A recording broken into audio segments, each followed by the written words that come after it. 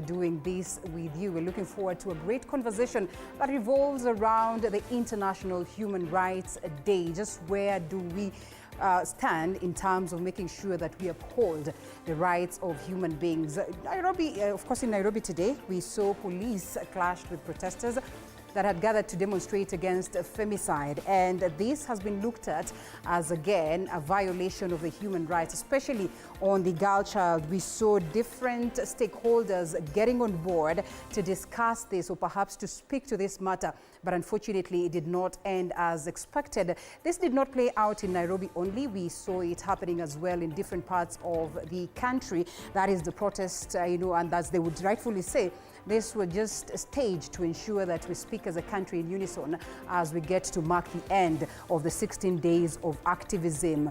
This being viewed as a human rights, violation, and a couple of other concerns that continue to play out in the country. We seek to hear what the stakeholders have to say in relation to where it is that we are headed, or where it is that we are at compared to the global stage. And we'll be getting to that conversation later on. I'll tell you the guests, but of course, it's also important that we take a look at what we have prepared for you in relation to news. And here are the highlights.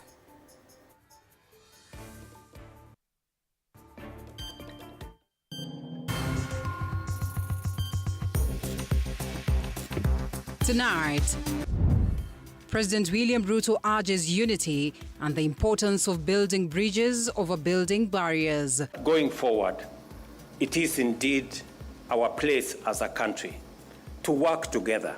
As he explains his decision to collaborate with Raila Odinga and retired President Uhuru Kenyatta.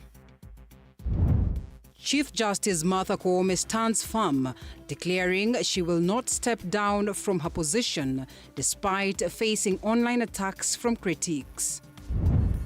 Also tonight, protesters against the rising cases of femicide in the country dispersed with tear gas by police during a demonstration in Nairobi's CBD.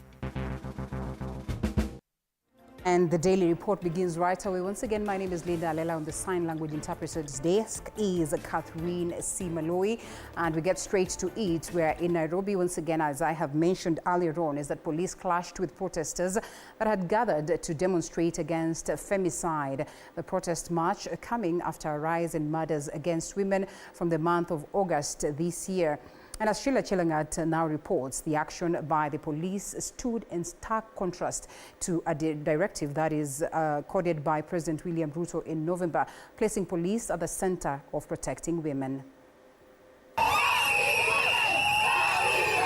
In their numbers, activists poured onto Nairobi streets in protest against the wave of murders against women in the country, chanting while carrying banners with messages of ending femicide, this making some parts of the capital come to a standstill. At least 97 cases of women being murdered were reported between August and October this year, murders that the National Police Service says were intentional killings with gender-related motivation. This mounting pressure coming amidst a promise by President William Ruto of committing 100 million Kenyan shillings to ending the femicide cases in the country. To make sure that, first of all, those cases that are in court, they first get justice, and then they can deal with the new cases. Now, okay, they have been, at the end of the day, we are not seeing anything out of it. The femicide march in Nairobi, however, ended in chaos, with several arrests being made and tear gas canisters lobbed at the activists who had come out to protest. We are here to fight against violence against women, and someone is fighting us, someone is beating us. The action of the police today being in sharp contrast to a directive issued by President William Ruto just a month ago. All the investigative authorities in the Republic of Kenya must stand up to these criminals. The directive positioning the police as central to the protection of women. Like 2 casualties already. Kuna nyamapeleka hapo hivi kwa dispensary, kuna mtu amekujiwa na ambulance imemgonga kwa kichwa. Tear gas. Kwa nini tear gas us? Na sisi tunafaitia rights zetu. Around the country, similar protests took place, the unanimous call being the expediting of cases related to these murders. Maybe it's time we started a conversation on having a femicide phrase in our penal code so that perpetrators who kill women and go scot-free cannot continue to use the gaps within the law to evade justice. Sheila Chelangat for TV47. As I began by saying, that forms the basis of our conversation tonight as we mark the end of the 16 days of activism and also as we join the world in commemorating the International Human Rights Day. Now, President William Ruto has provided an explanation for his decision to meet with former President Uhuru Kenyatta. The two leaders met in Ishaweri, that is Uhuru's official home, Monday, in what the head of state says was to promote national unity and address tribal divisions in the country. And as Mike Agungo reports, Ruto warned politicians who supported tribal politics that they would either be ousted from office or isolated. President William Ruto's private meeting with former President Uhuru Kenyatta has opened a new political direction, leaving Kenyans with unanswered questions of what is cooking between the two former rivals. But in a quick rejoinder, and as questions crisscross Kenyans' minds, the head of state has explained the move to meet former President Uhuru Kenyatta. Speaking in Wajir County on Tuesday, Ruto cited his recent discussions with former Premier Alela Odinga and the government's decision to back his quest for AUC chairmanship as reasons for his visit, which he claimed was intended to foster the national unity and resolve tribal tensions in the country. It is the reason why I am working with the former Prime Minister. It is the reason why I have reached out to the former President. It is the reason why I will reach out to all other leaders so that we can fashion a country that all of us believe in, a country that we can all have a stake in. The head of state explained that he reached out to his former boss to sort out their differences, which emerged ahead of the 2022 polls.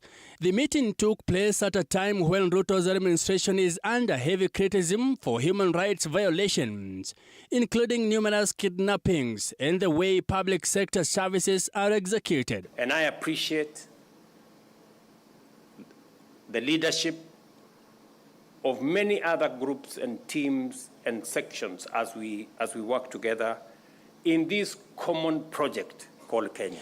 In a similar vein, the head of state warned politicians who supported tribal politics that they would either be ousted from office or isolated. This marks the second meeting made public between the two leaders in recent months. Last month, they publicly met during the installation of Bishop Peter Kimani Dongo of the Embu Diocese of the Catholic Church. Mike Kagwango, TV47, Nairobi. In the same breath, retired President Uhuru Kenyatta's allies have dismissed claims that the former president will second experts to President William Ruto, as that is broad-based administration with former Prime Minister Raila Odinga. Now, the denial by Jubilee Secretary General Jeremiah Kioni continues to mount that the former president to be given 4 cabinet slots aimed at appeasing the mountain. And of course, this as Apollo Kamau details. The ripple effects of President William Ruto's visit to his predecessor Uhuru Kenyatta's Ishaweri home have started to emerge, with reports suggesting the former president will have a footing in the Ruto-Odinga broad-based administration as dissent in the Mount Kenya region continues to ferment. By the outcome of yesterday, if Gachagua will not even try to dare to go to look for Uhuru, for what? You have the people. What do you want to go for Uhuru? His money? No. Uhuru's allies, led by Jubilee Party Secretary General Jeremiah Kioni, have dismissed claims the former president has been promised cabinet slots to assist President Ruto in running the government. Whether he's going to second experts like ODM did, that's not his style. He believes, and that's why he has said he would like to see a vibrant opposition, because a vibrant opposition enables our democratic space to grow. We become better. But he doesn't believe in swallowing, in getting people into government in that manner. Former DP Rigathi Gachagua's allies have been taken aback by Monday's meeting terming it as an attempt by President Ruto to win back the Mount Kenya region and making an about-turn on the former president whom Gachagua wanted to meet. He's saying that consult me regularly does not mean that you have co-opted me to the government. No. Remember, he also consulted Lyra very many times there before when we had the Jubilee government. But he never crafted him into government. He never appointed them into government. But he was consulting the opposition so that he could get things done, including the BBI. No single element of a diversion that will remove Murima from where the position they started today. And I want to tell my good friend Uhuru Muigai Kenyatta, we respect you. Please retain your respect. Don't taint yourself at this point in time. And you know the bitterness from Murima. And nothing can be able to substitute the feeling of Murima with anything. As of now, William has already given back the position of deputy president to Murima. And nobody has any recognition of it. It is not felt. According to Kenya Kwanza insiders, the former president has been reserved 4 cabinet slots, the vacant interior ministry held by Musalia Mudavadi in an acting capacity. Other slots are agriculture, water, and ICT. Tomorrow we know the meeting with you, between you and William, is purposely to give a perception that now you are the one who you would be determining to decide the destiny of Murima. And one is that you are ready to be given a slot, and especially the very vacant one for interior. And it's so that whoever Mount Kenya person will get it, it will be seen as if it's your hard and your effort to negotiate for such a position. President Ruto's senior advisor on economic affairs, Moses Kuria, in a personal statement on X, hinted at the revival of BBI Season 2, saying it's time the country gets a new constitution to reflect on what he says are emerging realities. Kuria further revealed the grand plan in the Ruto-Uhuru Gatundu handshake, saying Mount Kenya deserves a strong political voice, and it was a mistake for the Mount Kenya region to leave the Jubilee Party, which he says is a party of the region. Apul Kamal, TV47. Thank you, Apollo, for that story. Now, from politics to health, the Kenya Medical Practitioners, Pharmacists and Dentists Union, KMPDU, has raised an alarm over what is described as the deplorable state of affairs at Nairobi Hospital, citing widespread mismanagement and mistreatment of healthcare workers.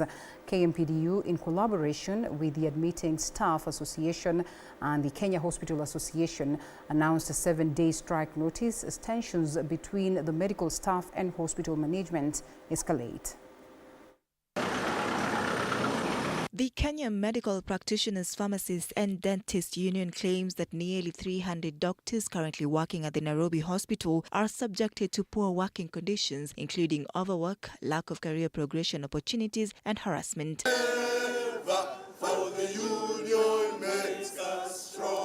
The union also alleges financial mismanagement by the hospital administration, accusing a select few individuals of amassing wealth at the expense of healthcare workers. They're overworked, they're underpaid, and they have no study leaves or career progressions. We have evidence that just within 1 year, all the registrars from Nairobi hospitals have had to resign and go work somewhere else because of the mismanagement and mistreatment in these facilities. It is so sad that a hospital that has been of prestige in the East African region, a reference hospital, should be brought down this way by stupid politicians who are just out to make money. Efforts to resolve the matter amicably have reportedly been thwarted, with the hospital's management allegedly ignoring favourable court rulings. Frustrated by these developments, the union has declared that starting midnight on December 17, all medical staff at Nairobi Hospital will cease attending to patients, including emergencies. We're saying it's not only doctors. The frustration runs deep to all the working staff in this facility, including cleaners, including morticians, and including all the workers here. The union is now calling for the immediate resignation of the hospital's chairman, board members and acting CEO. The hospital, once a symbol of excellence in healthcare, is said to be at risk due to governance challenges, including financial misappropriation. Fed up with the board, we want the board to resign. Otherwise, we will go to extreme measures. The current board has to go because it's the most corrupt board I have seen on earth. And at the same time, we need to revamp this place. The current situation in the facility is a culmination of long-standing issues in the management, with allegations of corruption in its procurement department for years. And as the clock ticks towards the strike deadline, the union has expressed its determination to fight for the rights of healthcare workers in both private and public institutions. KMPDU is also gearing up for a major go-slow on December 22nd, aimed at fighting for the rights of medical interns. Ann Odida, TV 47. Tourism Cabinet Secretary Rebecca Miano has pledged to establish a national tourism committee to gather public input on improving the country's tourism sector. She also reaffirmed the ministry's commitment to fulfilling performance contracts signed by principal secretaries under the leadership of President William Ruto. And of course, speaking at the launch of the 2023 to 2027 strategic plan at KICC, the CS highlighted the ministry's goals of fostering tourism growth, youth engagement, economic impact and skills development. The plan, themed Transforming Tourism and Wildlife for Sustainability, Resilience and Inclusivity, sets the roadmap for a revitalized tourism and wildlife sector in Kenya. We plan to develop our national tourism strategy soon, with plans already underway to constitute a national tourism steering committee. And the committee will collect views and ideas from far and wide to enrich both outlook and coverage. We are also working on Kenya's incentives, conferences, and exhibition space. The ministry is ready and committed to fast-track the establishment of the National Convention Bureau that was instituted in 2019, but we need to revamp and revive it so that we can make Kenya a very good destination. And in an effort to boost local tourism, the Kenya Wildlife Service, KWS, has rolled out the Shikisha Holds campaign, encouraging Kenyans to visit national parks this festive season. KWS recently hosted a meeting with key tourism stakeholders, followed by a game drive at Nairobi National Park that is to showcase its offerings. The initiative seeks to strengthen partnerships and explore ways to attract more tourists, while target of increasing visitor numbers by 50% by the end of 2024.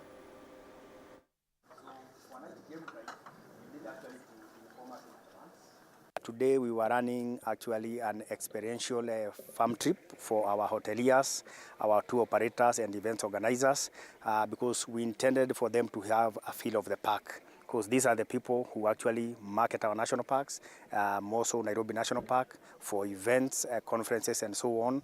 And we felt as an organization, it is good that the people who are in those offices behind the desks come and actually see what their clients come and see when they are on a conference or on a game drive.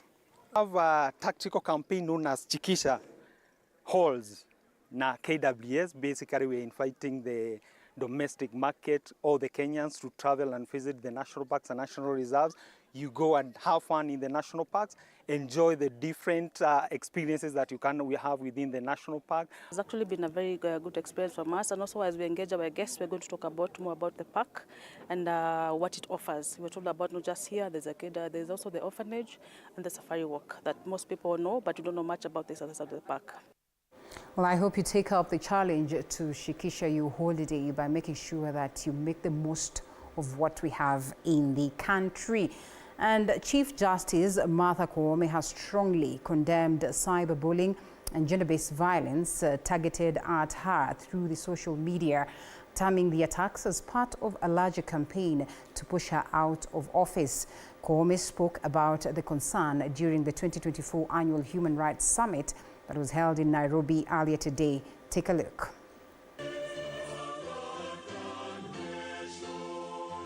Speaking at the 2024 Annual Human Rights Summit, Chief Justice Martha Koome said that she had been a victim of cyberbullying and online gender-based violence, with multiple social media posts aimed at threatening her tenure and pushing her resignation. I always confess that I'm a victim of cyberbullying, or is it called technologically facilitated gender-based violence.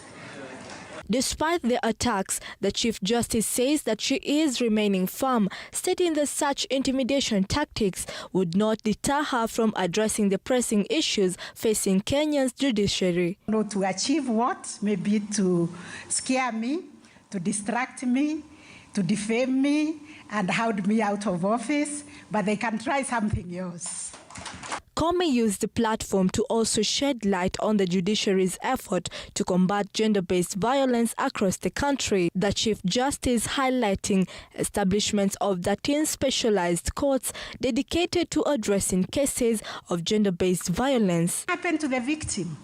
We are asking ourselves that question. And it is for that reason that we have opened 13 specialized courts, gender justice courts. Koome's remarks comes amidst growing scrutiny of public figures on social media. Anastasia Mkabi, TV47.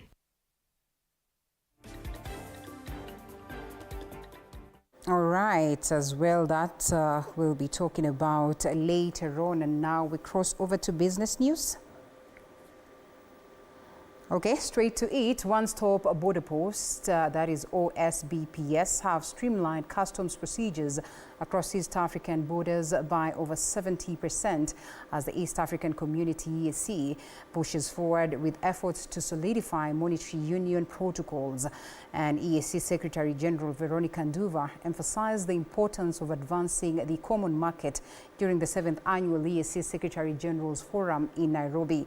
The forum focused on enhancing regional peace, also reviewed progress on drafting a constitution for the EAC Political Confederation.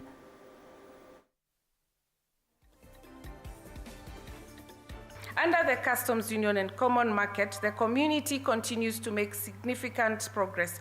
Specifically, harmonization of trade policies continues to be a strategic priority, while continuous elimination of internal tariff and non-tariff barriers.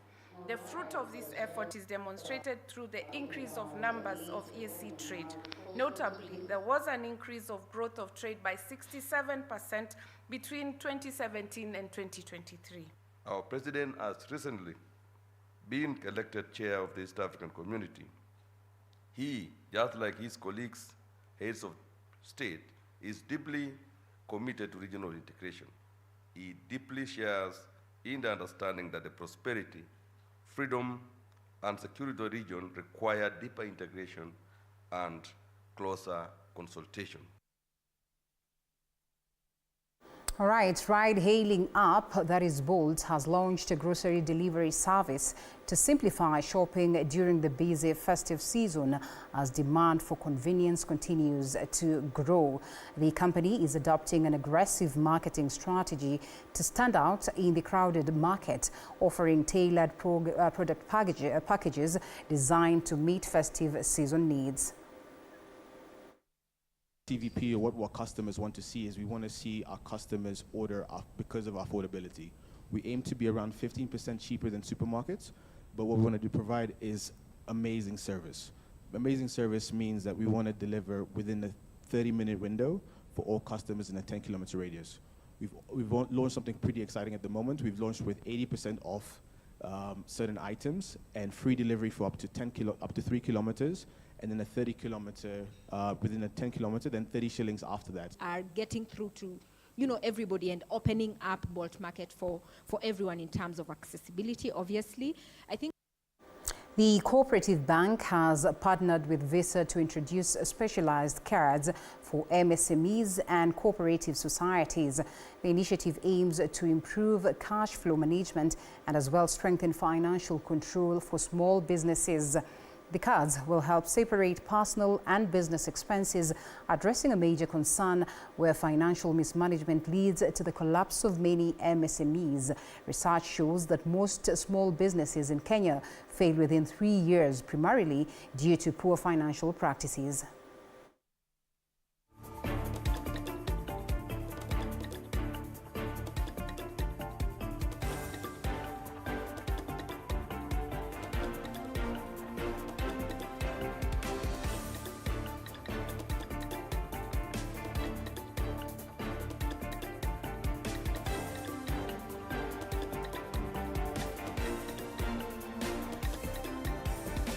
Helps in terms of this comes in when your customer owes the money, and it's very critical when you are dealing with the employees of the organization, the day-to-day management of the expenditure, the controls, and even track on audit trail.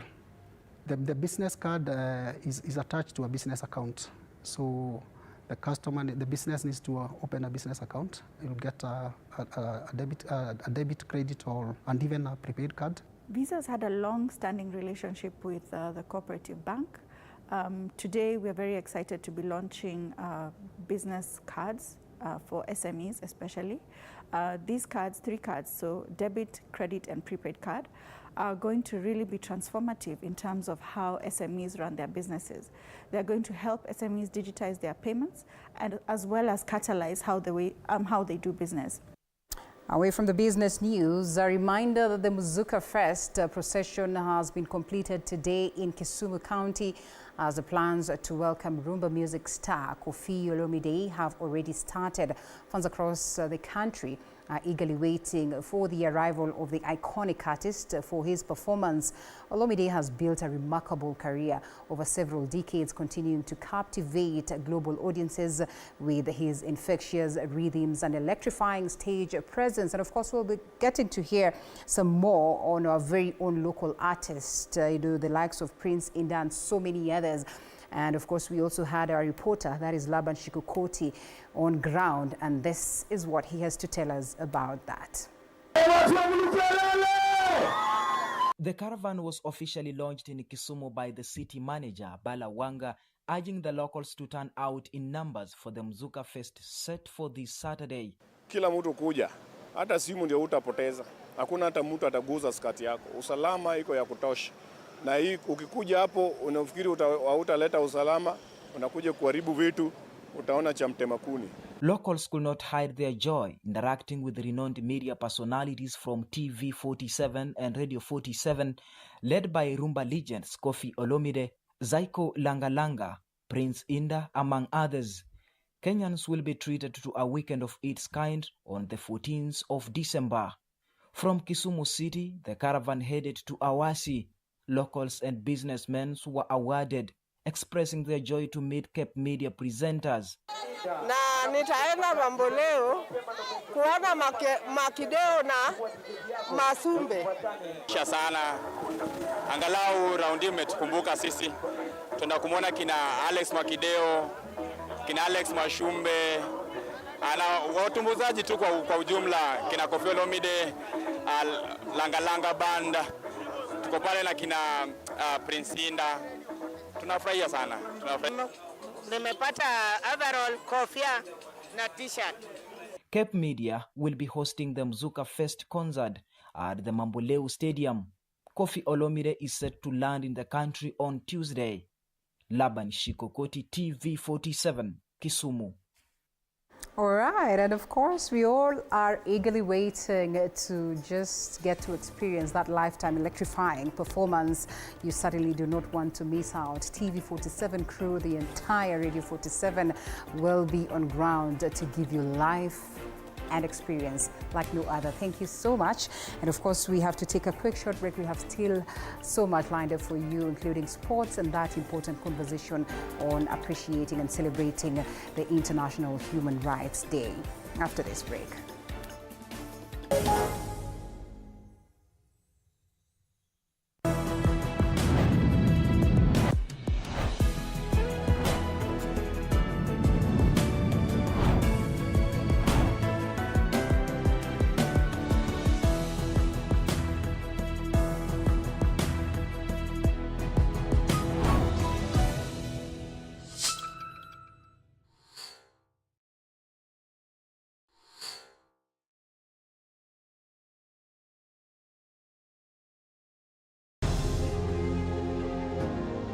Vile unavyojua watoto wengi sana hawana namna.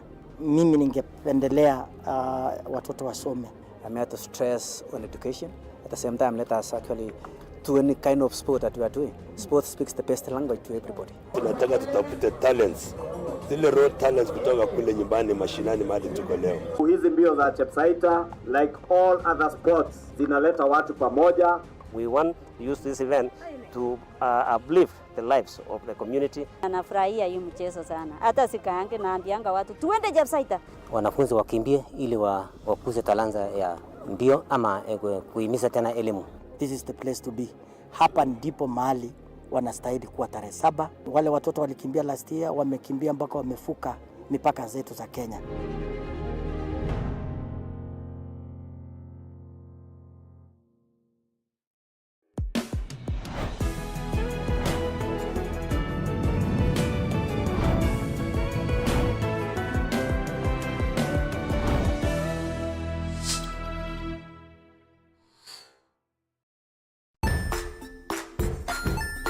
Hey there friends, welcome to Kids on the Block, where fun and imagination come alive.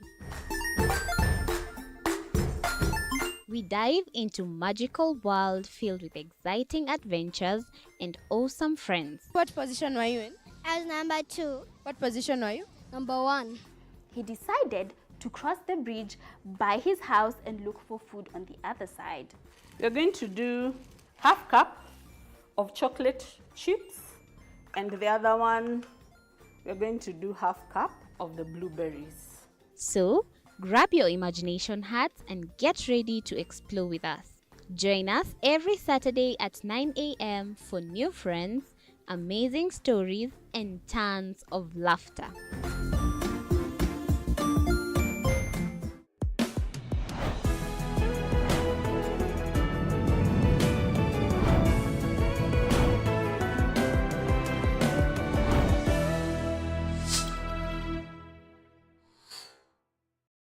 Join us as we explore the journeys of those who defy the odds and break barriers.